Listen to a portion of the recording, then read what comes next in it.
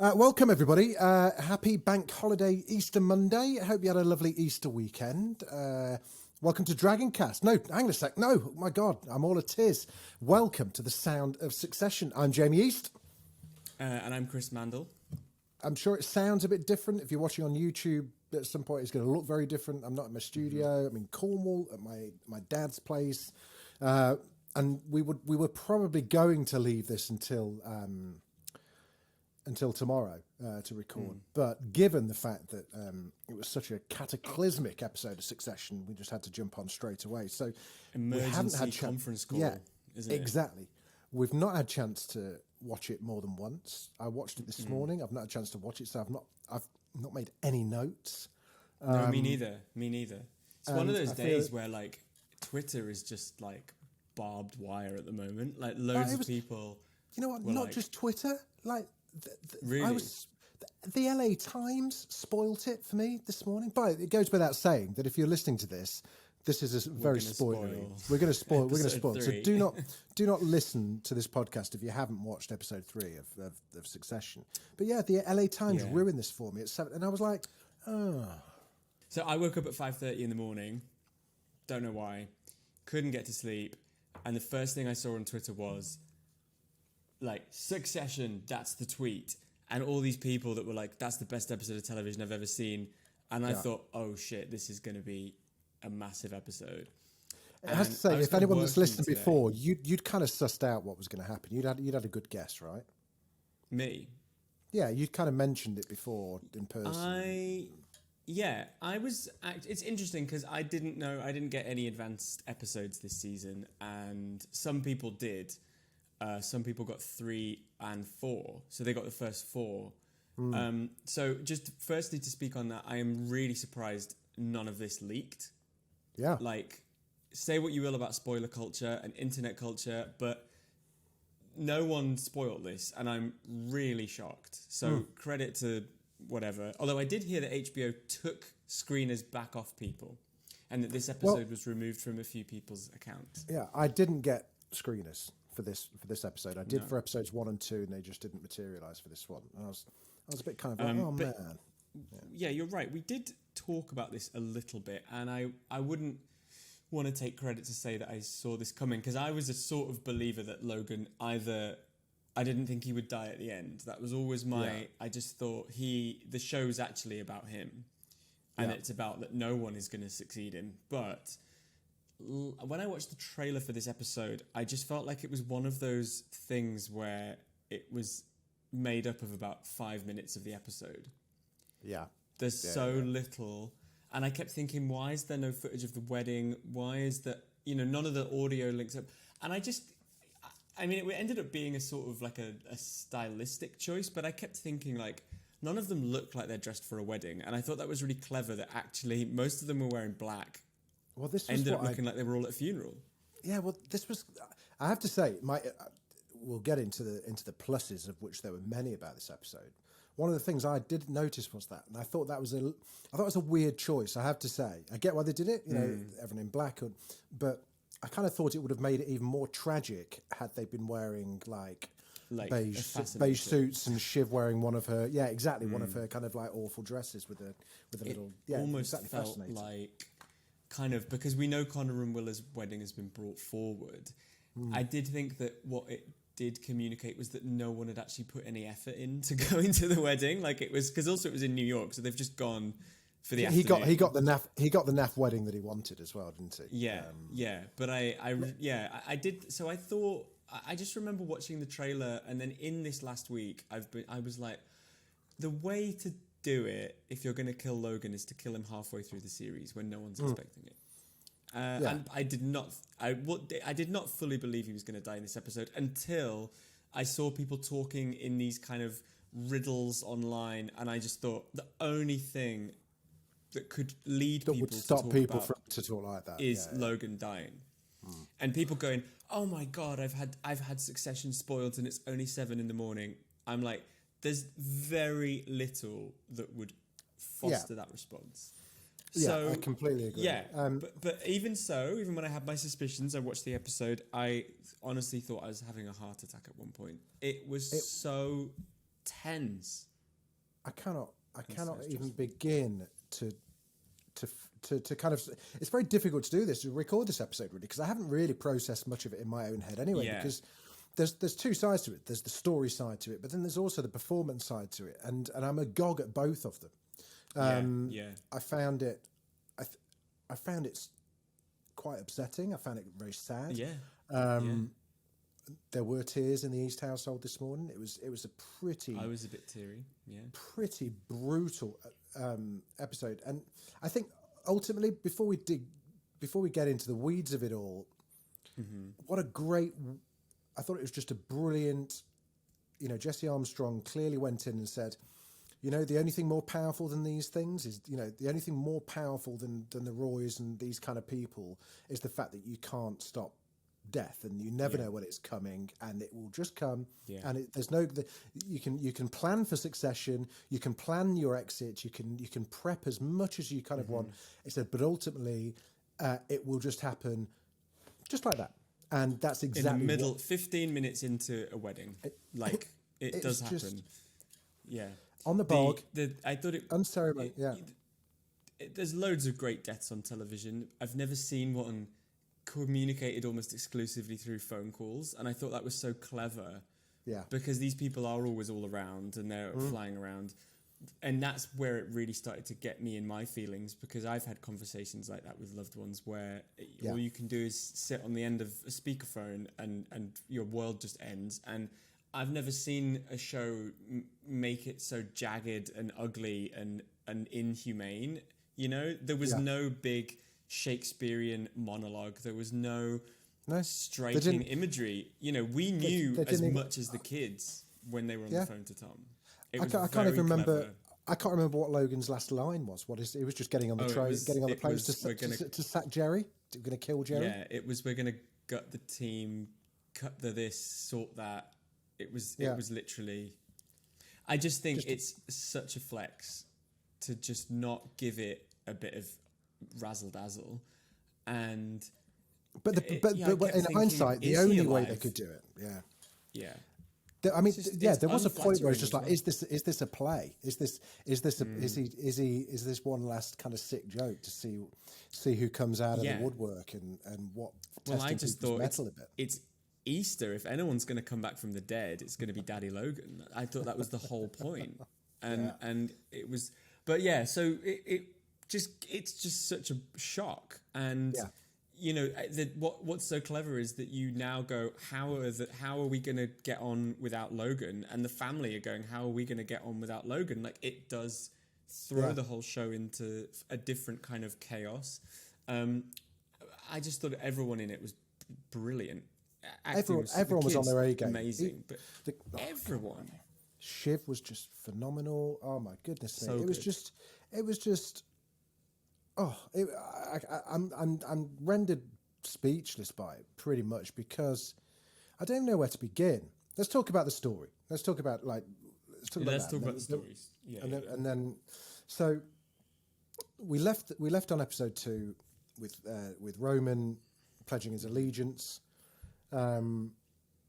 Matheson deal, 24 hours, wedding, blah blah blah blah. We start this episode with Jerry's gone. That's like the big. That feels like you start the episode thinking, right, this is going to be the story arc. It's about Roman and Jerry. It's about something kind of. And she's going to get something on here. She's going to turn on him or something, right? And she it kind of felt like that's what it was, because she mentioned, she was like, right, well, I'm not going quietly.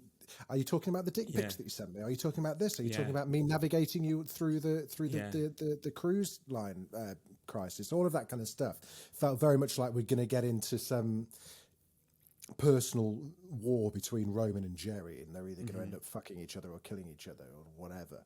Yeah. The wedding just looked as miserable as we always expected it would. There was the breast band, everyone wearing stars and stripes. There was the what was the loony cake? The loony cake, absolutely heartbreaking. So Connor doesn't want to see the inside of the cake, so they can't do a cake because it's a Victoria's sponge. Because he found out it was a Victoria's sponge, and which the story of the cake was he got when his mum. when his mum did something or other. Oh my God. I mean, it was just like... She was put in an institution, wasn't she? That was it. So that's why it was the loony cake.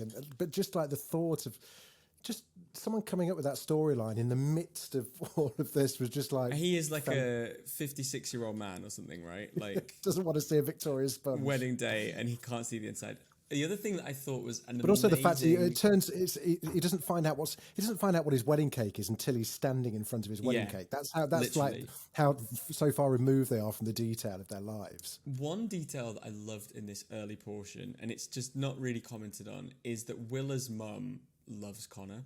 Like he's charmed the pants off her, because Willa, like, don't get the impression, doesn't come from much money, right? And this mum is just besotted with him. Like, I know it's obviously because he's minted, right? And she's gone up in the world, but I just thought that was so, like, great. Yeah. That she's just, like, simpering and this little suck up that she just, everything he said that everyone else would be like. I thought she genuinely felt for him as well, because she talked about kind of like, oh, they like the taste of your champagne, no, don't forget that. But she kind of felt quite while sipping his champagne. And yeah. You're right. Yeah, they're doing it on this yacht, and the idea is that it's going to do a loop around the Statue of Liberty and come back or whatever, right? Yeah. And all the kids get there. Logan flies off. Yeah, Logan flies off. Jerry gets the boot. He doesn't really do it properly, and then Roman has this wobble. It's just like, what if this is just a test? And then a phone call that will undoubtedly haunt Roman for the rest of his life, where the last words he utters to his dad are you a cunt? Yeah. And then now he's going to spend the rest of the show, the rest of his life going, did he listen to it? Did he not? Did he listen to it? Also, and which one of those is worse? And it was worse than that.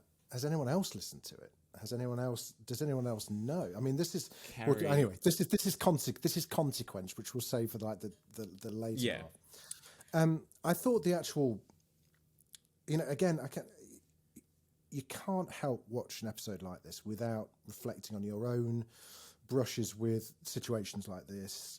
Everyone listening, as always, everyone listening has at some point in their life been told that someone dear to them has died, or whether it's a cat or your parents or whatever.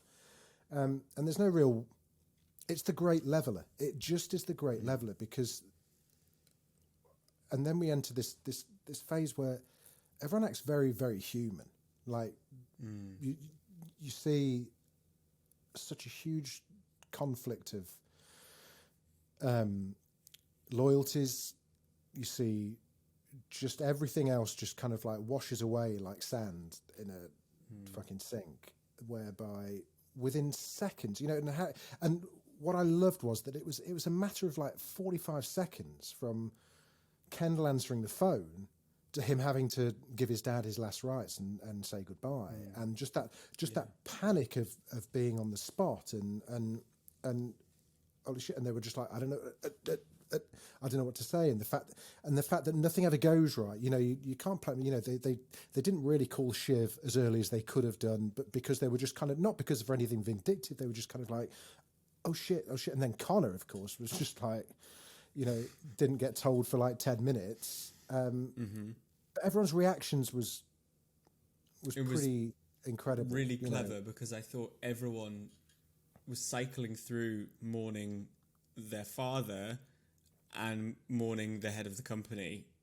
through these like phases, because it's difficult which one is more damaging to all these people, because these kids, none of them really had anything particularly heartwarming to say to Logan. And when they were all on the phone to him, it was so interesting how it was framed as, he might be alive, so you should pour your heart out, and he might be able to hear you. I thought, God, what a model for that entire relationship. Like, you yell as everything in your heart, and he might hear you.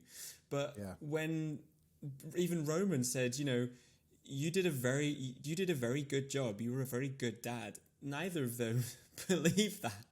No, exactly. At all. It just felt as though it was something they had to say.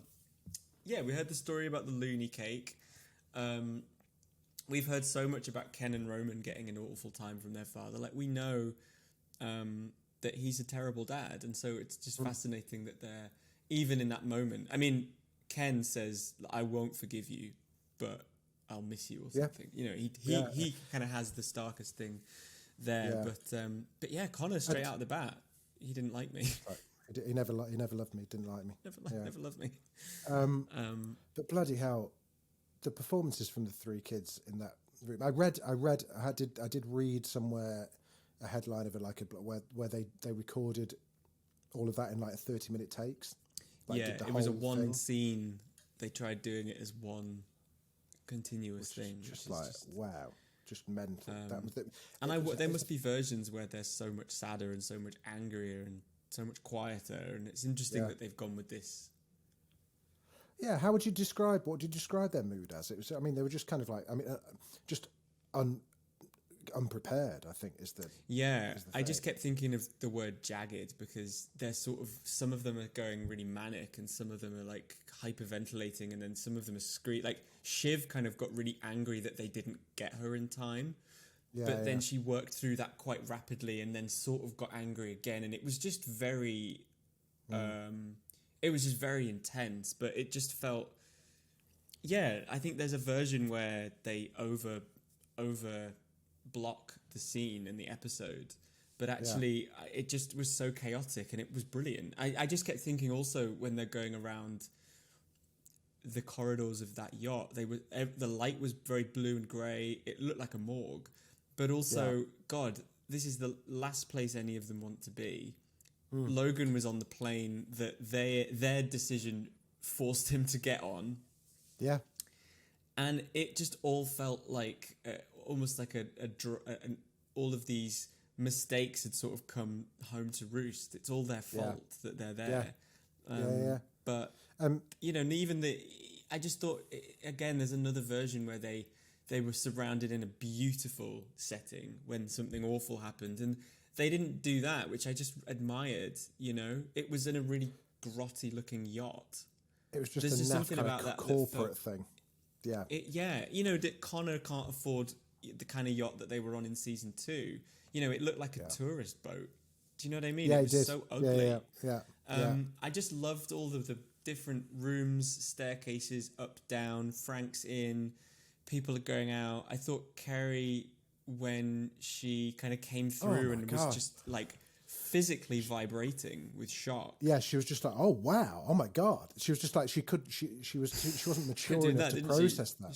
She's like, whoa, what about that back there? And then very quick, and then I thought that was great though, how quickly they were just like, yeah, you're just a side piece now. Get out of it. Right. And I thought the same, like, you know, they have to find someone to succeed Logan. Who decides? That, you know, the thing about this that really shocked me by the end was he hasn't got a plan in place for when he dies. No, he didn't. The stock price, you see the stock price dropping, and Kendall goes, that's our dad right there.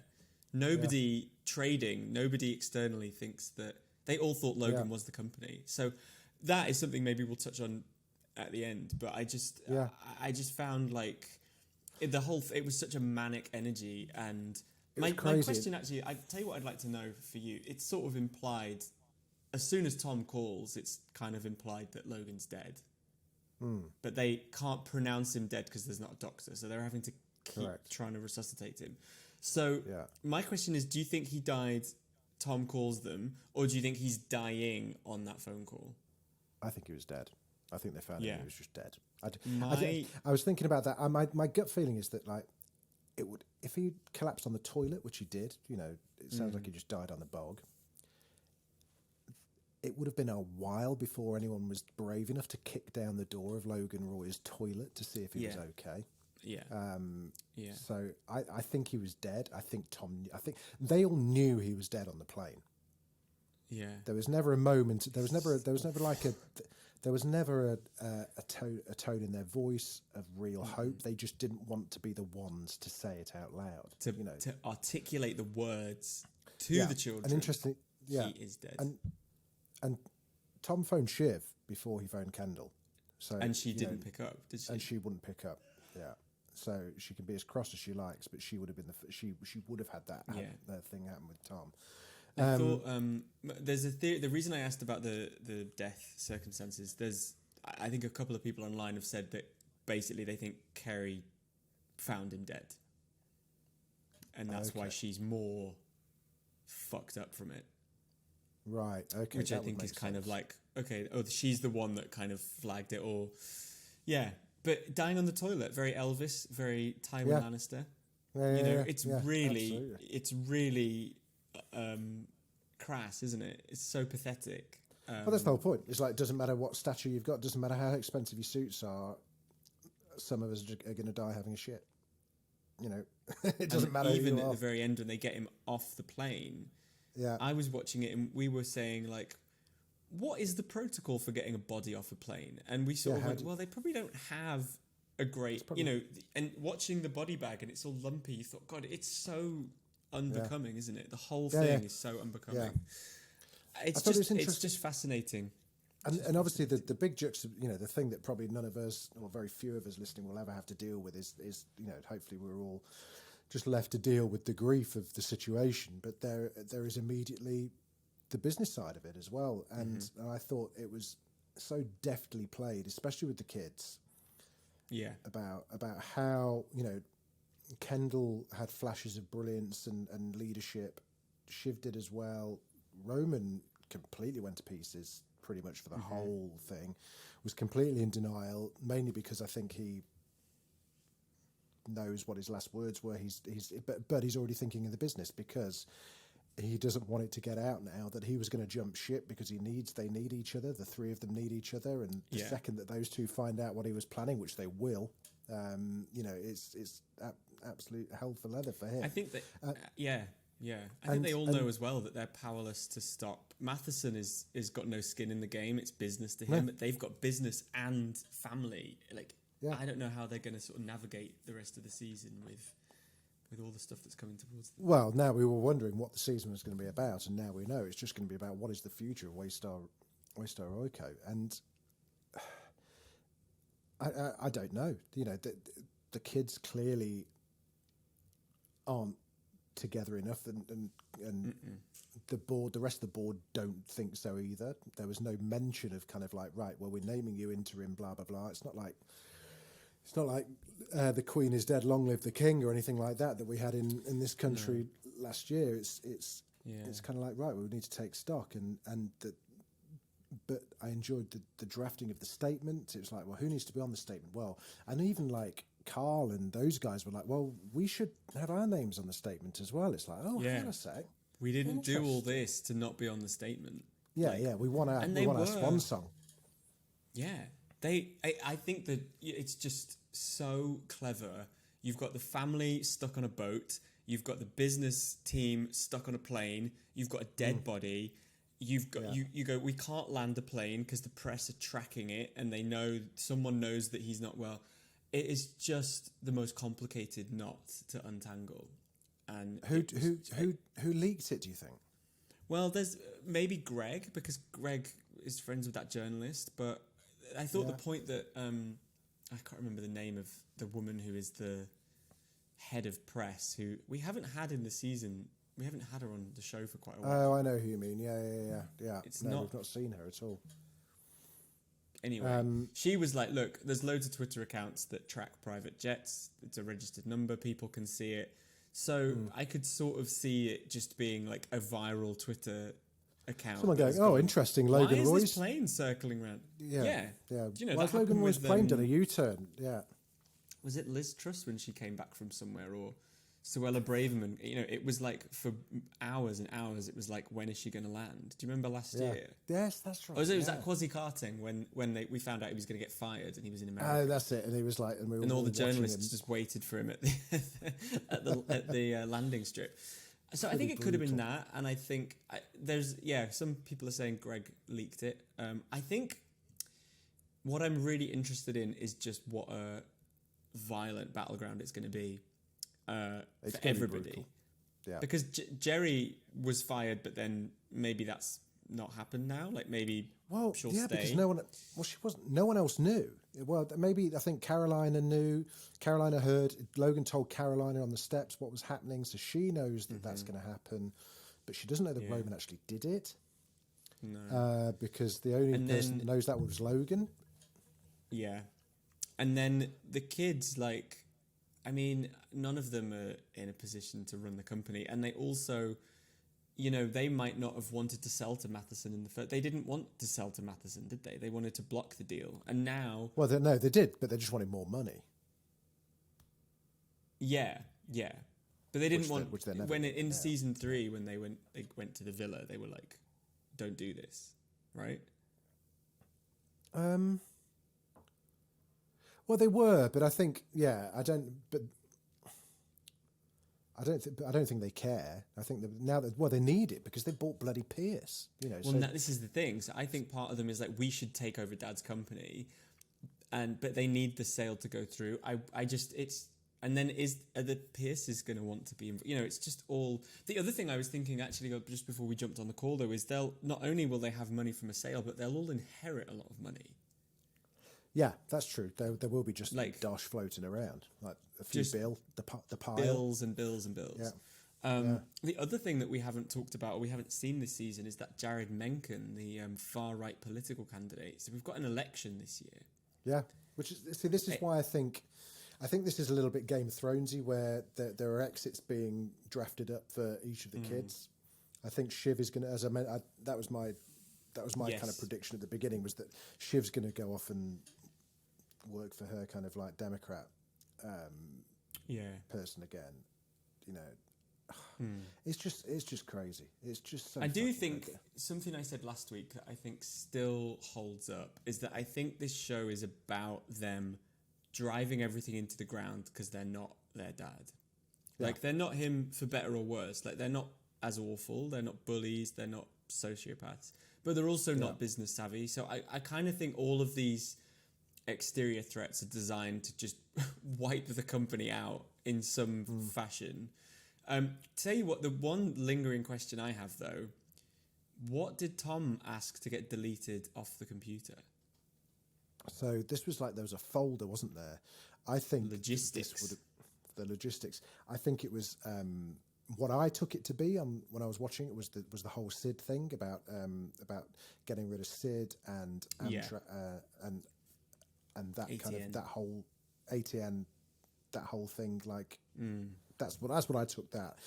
Rather, and I wonder why, if that's the case, why he's did that. Maybe because he doesn't want, he knows that he'll just end up fucking with that bloody news channel that he doesn't want.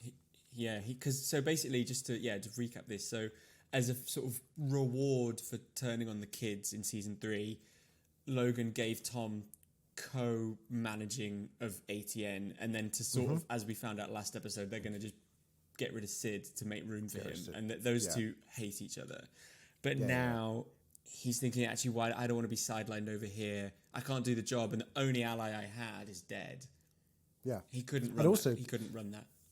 And also, he probably knew what would happen to the share price, what would happen to this, how difficult it would be. He knew that someone else would come in and own it eventually, and it wouldn't be him. Yeah. And he knows that it's unlikely to be Shiv, or even worse, it would be Shiv. It's like the panic of that was great. But that was what I enjoyed about it. Go on. Here's an interesting idea. The rest of the season is not about who takes over the company, but it's about all of them trying to avoid taking on the company because it's such a shit company that they're all trying to flee the sinking ship and pass the buck. I kind of think that would be really funny if that would be great. This episode flips the whole thing on its head and it's like, you should do it, Ken. Actually, I've just named Tom president, and he's like, I think Jerry, and they're just like, I don't want to do this anymore. That would be amazing. That would be great. Also, why doesn't Tom just have all of that on a Google Drive? Why keep it on one laptop? This is not 1999. On a folder on your desktop as well. On your desktop, mate. Logistics. That is the first place I would look. Yeah, I know. Awful. Untitled folder 11111.jpg. Yeah. Shout out to Willa as well, because amongst all of this, there was a brilliant scene between Connor and Willa, where, and I just thought, how I guess that was supposed to be light relief, but it was just actually it was as tender as the rest of the scenes that were going on, where there was no. It was brutal because he was just like, I'm scared that you're going to leave me because I think you're only with me because of my money, and she was just kind of like, yeah, but I'm happy. I'm not gonna leave you today. I thought it was. I'm not going to leave you. Yeah, I'm not going to leave you beat today. I'm not going to leave you. Your dad's dead. He has something that none of the others have, which is a life outside of the family. Yeah, and I know he paid for her to go on dates and all this, and she solicited her. Yeah, and still does. But he went home last episode, and there was someone waiting in bed for him, and I just think he's kind of winning in a fashion. Yeah, like he's. Yeah. Do you know I loved? It just reminded me though. Logan on the phone at the start of the episode, he said, "Oh, I'm really sorry I can't be there. We got him some Napoleon stuff, Napoleon things." It was the Napoleon and Josephine letters between them, which must have cost like millions of dollars. That Kerry had just like, like normally we would send like our other halves to Selfridges to get it, or to send an end voucher. And instead, Connor's like ended up with like handwritten Napoleon letters to his sweetheart. It's like their rich person version of the Aesop hand cream duo, which you don't get just anyone, and they've gone. You don't. The only copy of these letters, but just it was so like we got him some Napoleon. It was just all like some stuff, Napoleon shit. There were some great throwaway lines there that warrant, obviously they always warrant a second viewing. There was the line about the funeral where Kendall briefly like mentions the funeral. He's like, and he said we could do Reagans with tweaks. Off the rack Reagan with tweaks. Yeah, off the rack Reagan with tweaks. So I presume we're going to get a funeral. Yeah, I presume we're going to get a funeral. Well, there was no. I've not seen a trailer for next week's, but I guess they. Although they've done it, they do this. HBO do this quite a lot now, but it's like here's what's on the rest of Succession. So it's like I see footage. It's like 2 minutes, and it's footage from like loads. And what I think it is I think if we were to watch the trailer for Succession back, it's probably footage from these 3 episodes. Yeah. Because obviously they, so it's I had a quick look at it. It just looks so chaotic. They've got Matheson, the election. They've got the peer stuff. They've got the board meetings. They've got. I think it's going to be. It's just an absolute mess. But what an amazing way to just clear the deck. 3 episodes in, you just completely change. Blindsided the audience. Yeah. Absolutely. Ever since I watched it, which is only a few hours ago, what like an audacious piece of television. It's just amazing. And we're very rarely left with our jaws on the floor because we think we're cleverer than all these people, and we're both sat here just going, I didn't see that coming. Great. Well, I'd not seen it in advance. I hadn't really had time to process, and it was just like I just loved it. It was just a masterful hour of television. Yeah. We took, and if you're listening to the Sound of Succession, you'll probably know that we also do stuff on Game of Thrones and House of Dragon and various other shows as well. But that was up there. We talk about the Red Wedding. We talk about the Red Wedding. We talk about this. Talk about that. I mean, HBO really hate a fucking wedding, don't they? Let's be honest. Yeah. Do you know what I love though? Is it really? A couple of people said this. Taffy Brodes Arachna tweeted something similar, which was it just treats you with such a high degree of respect. It's quite a lot to get through. It's quite a lot to process. It's not all laid out. It's not all easy to see coming, and it's really rewarding because it's quite challenging. It's like a really difficult escape room. I hate escape rooms. Mate, but it is, isn't it? Though you are having to the whole time. I'm, the audio is really bad at the start, and I thought, oh my god, is the plane going down? Have they crashed? Are they all? Yeah, but that was the beautiful thing. It was just like the little detail of that bad interference where you could just hear really sick. It was like, who's really sick? It was just like you were with Shiv. You were just like you were with Kendall. It's just like I can't, and you were leaning in. I was leaning. I was like, oh, it was just it's just masterful, and what a treat to be alive when a show like this is on. It's just the best. Fantastic. And we've got 100%. 7 more episodes this season. And you know what? I just can't wait. Yeah. I think that will be all the emotion we get. That will be the sad episode. I think from now on in, excuse me, it's going to be gladiatorial. It's going to be, even Tom was just like, I'm not okay, I'm sad, I lost my protector.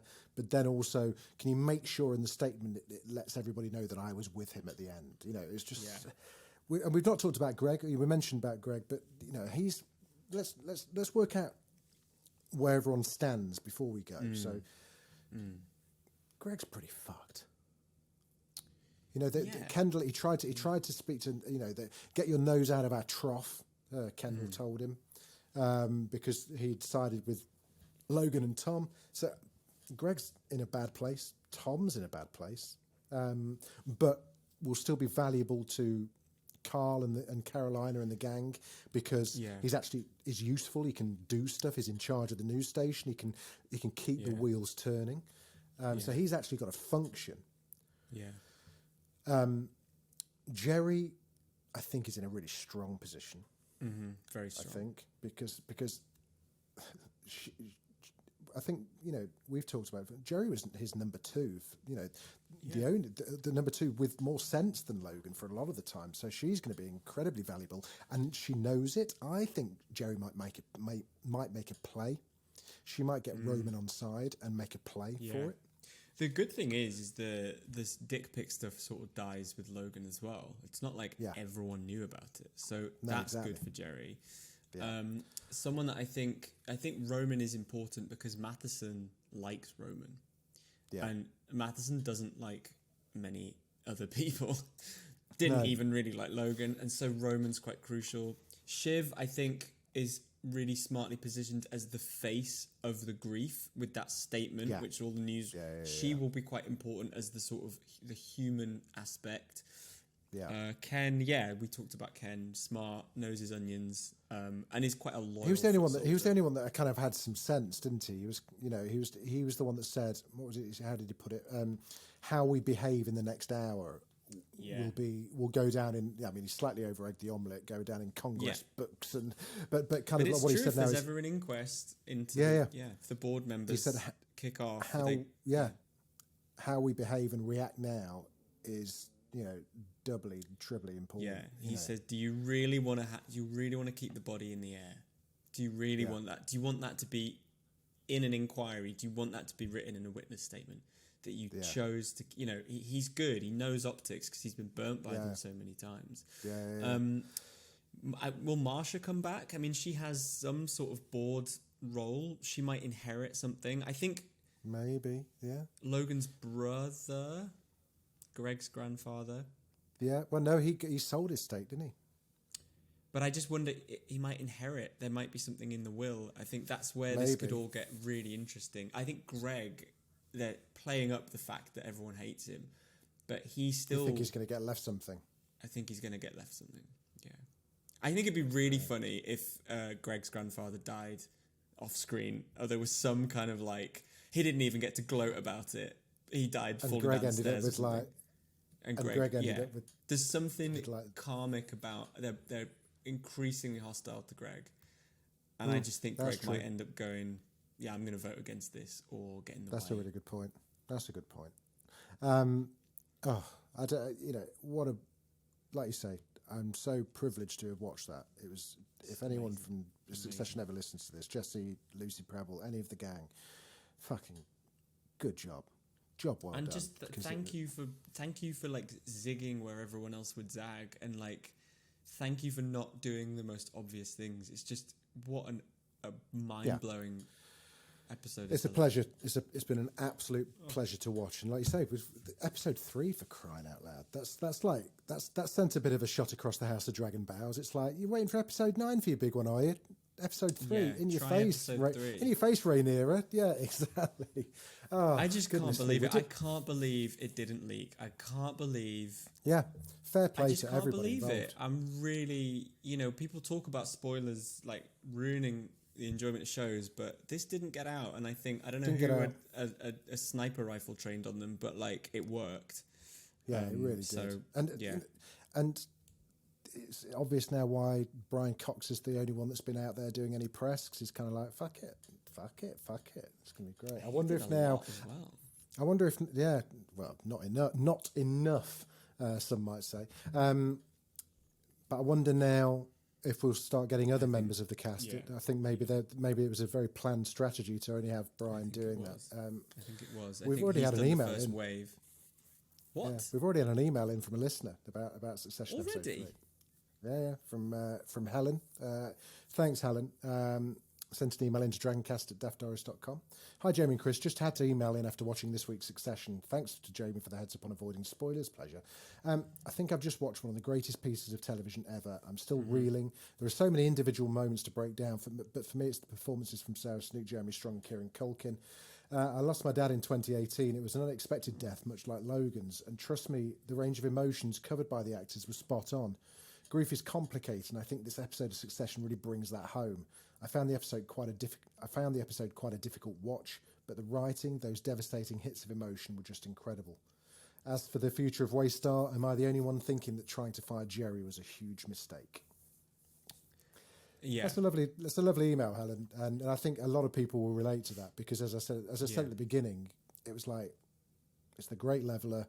Everyone's been on the other end of that phone call at one point in their lives. Maybe not from a yacht with a jazz band with straw boaters on, but you know, there's never a right time to receive that phone call. No. They yeah, it's a great leveler, as you said, and the thing about this show, it's always said that this man is like Superman of business, right? But it's also he's just died. Like he's just a man, and it's in everyone's worst interests to lionize him because they've got a company with no one steering it, no one seeing the icebergs on the horizon. Like, I can't wait. It's not going to have a happy ending, this show. No, it's not. Well, it's not. It's certainly not a happy episode 3. But listen, I'm not going to edit any of this because I want to get the episode out there. But also it's just one of those things that I'm just going to shove up there, and we will. But I can't even remember. We've not decided what episode of Game of Thrones we're supposed to have watched, but we'll do that. I don't even know yet. I haven't even looked. It's like 2 or 3 days' time, but we are on it. We'll be on it. It's quite a lot, but fucking hell. Been a pleasure. Chris, yeah, been a pleasure. I can't even remember what our sign-off was. Did we come up with one? What was it again? No, we haven't. I'll see you at the next board meeting. I'll see you next board meeting, absolutely.